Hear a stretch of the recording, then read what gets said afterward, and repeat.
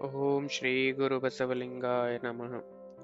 ನಾವು ಜೀವನದಲ್ಲಿ ಯಾವ ದಿನ ಶುಭ, ಯಾವ ದಿನ ಅಶುಭ ಎಂದು ಯೋಚಿಸುತ್ತೇವೆ. ಆದರೆ ನಿಜವಾಗಿ ಯಾವ ದಿನವೂ ಶ್ರೇಷ್ಠ ಎಂಬುದನ್ನು ಬಸವಣ್ಣನವರು ಇಂದಿನ ವಚನದಲ್ಲಿ ಹೇಳುತ್ತಾರೆ. ಮಾನವನು ದಿನಗಳನ್ನು ವಿಭಜಿಸುತ್ತಾನೆ. ಇದು ಒಳ್ಳೆಯ ದಿನ, ಅದು ಒಳ್ಳೆಯ ದಿನ ಅಲ್ಲ ಎಂದು. ಆದರೆ ಜೀವನದ ನಿಜವಾದ ಮಹತ್ವ ದಿನದಲ್ಲಿ ಅಲ್ಲ, ಮನಸ್ಸಿನ ಸ್ಥಿತಿಯಲ್ಲಿ ಇದೆ. ಅಂದು ಇಂದು ಮತ್ತೊಂದೆನಬೇಡ, ದಿನವಿಂದೇ ಶಿವ ಶರಣೆಂಬವಂಗೆ, ದಿನವಿಂದೇ ಹರ ಶರಣೆಂಬವಂಗೆ, ದಿನವಿಂದೇ ನಮ್ಮ ಕೂಡಲ ಸಂಗನ ಮಾಡದೆ ನೆನೆವಂಗೆ.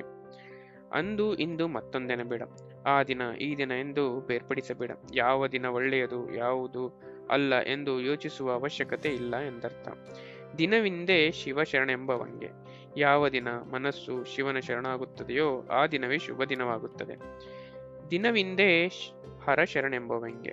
ಯಾವ ಕ್ಷಣದಲ್ಲಿ ಮನಸ್ಸು ಹರನಿಗೆ ಒಪ್ಪಿಕೊಳ್ಳುತ್ತದೋ ಅದೇ ಕ್ಷಣ ಸಾರ್ಥಕವಾಗುತ್ತದೆ ಎಂದರ್ಥ.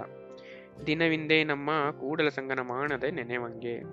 ಯಾವ ದಿನ ನಾವು ಕೂಡಲ ಸಂಗಮ ದೇವನನ್ನು ಮರೆಯದೆ ನೆನೆಯುತ್ತೇವೋ ಅದೇ ದಿನ ಜೀವನದಲ್ಲಿ ನಿಜವಾದ ಶುಭ ದಿನವಾಗುತ್ತದೆ, ಅಂದರೆ ಅರ್ಥಪೂರ್ಣ ದಿನವಾಗುತ್ತದೆ ಎಂದರ್ಥ.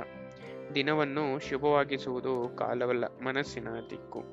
ದೇವರ ನೆನಪಿನಲ್ಲಿ ಕಳೆಯುವ ದಿನವೇ ನಿಜವಾದ ಶುಭ ದಿನ. ಕೂಡಲ ಸಂಗಮ ದೇವನಿಗೆ ಶರಣು. ಓಂ ಶ್ರೀ ಗುರು ಬಸವಲಿಂಗಾಯ ನಮಃ.